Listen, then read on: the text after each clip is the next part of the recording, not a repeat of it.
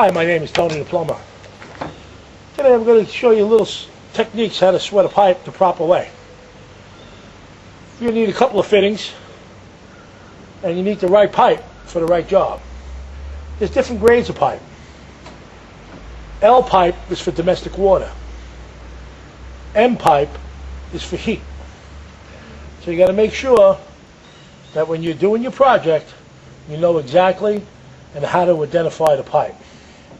Identify the pipe is, on the pipe itself would have a blue label going all the way down the line, and that will tell you that it's for domestic water. And they make different sizes. They make from 1 inch, ½ inch, all the way up to 2 inch. Depends what you're doing at the time of the application. There's some tools here that you're going to need to cut the pipe. This is the basic cutter that all the plumbing tradesmen use. Goes on the pipe real easy, lock down.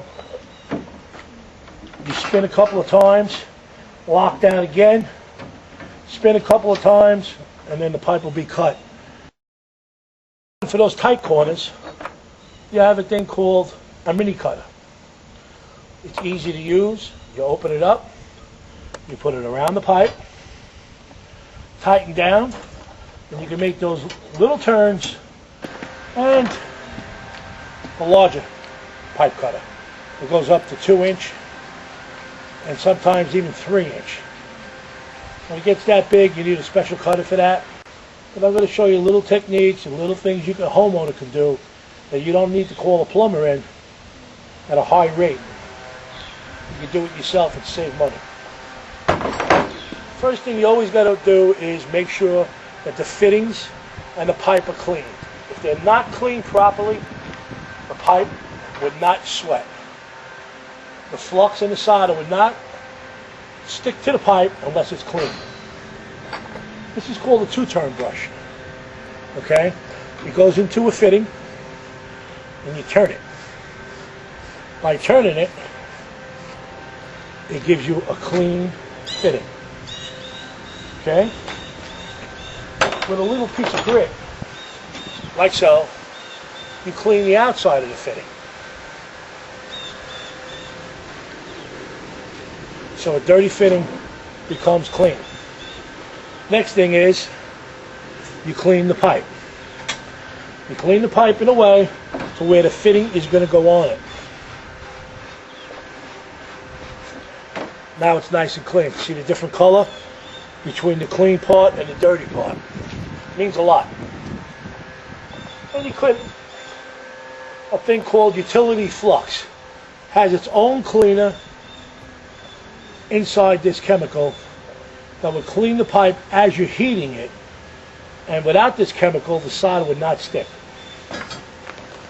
So you take it like so. You go just a little bit into the fitting, a little bit on the pipe, and join a piece of pipe like so. Now we're going to attempt to sweat it. Now, the proper way of sweating this is to make sure the solder you use, if it's for domestic water, it has to be lead-free solder. There is no lead in this solder, so nothing can harm you in any way.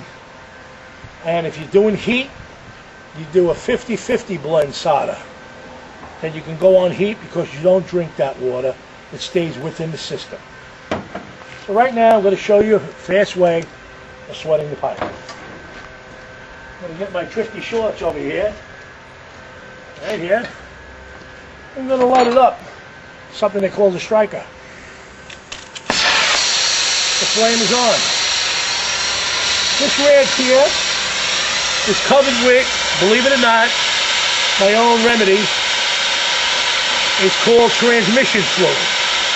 The transmission fluid would not let the solder run down the pipe. The solder would stay right around the fitting edge to give it a clean look. Watch how I do this. You sweat underneath the fitting until the solder starts to boil. Once the solder starts to boil, you grab the pipe, clean around the fitting, Now apply your solder. Heat from the bottom and put the solder on the top. The solder will start to flow.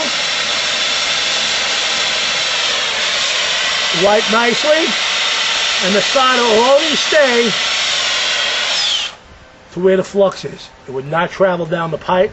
It would give you a perfect clean sweat. By cleaning down the fitting, it will leave just a bead of solder, and it won't run down the pipe, and it looks like a professional did it. That's how you want the work to be done. A lot of times you shut the water down, and you got that constant drip. If there's water in this line, there is no way you're going to be able to sweat that fitting to have a solid, good joint. What you're going to have to do is either try to get the water out of the pipe by either tilting it until it dries out, because it will create steam. Steam builds out pressure, and the solder will just keep on pushing out of the fitting, no matter how many times you do it. I came up with an idea, and the guy that broke me into my trade came up with this idea. Okay? It's called the old bread trick. You take the inside of the bread, which acts like a sponge. You stick it into the pipe, like so. Now what happens to this is, you stick it further enough in where the water is going to stop, and the bread acts like a sponge. The only difference is between the bread and the sponge, a sponge doesn't dissolve. When the bread gets wet, it dissolves, you flush it right out of the system. The way to flush it out of this system is, you go upstairs to one of your faucets, take out your strainer on the sink. It looks like a little screen, which I have right here, where all the dirt will collect. Take it out, let it run free. Once the water's nice and clean, put it in a clear glass and make sure there's no other chemicals in there. Your job is done.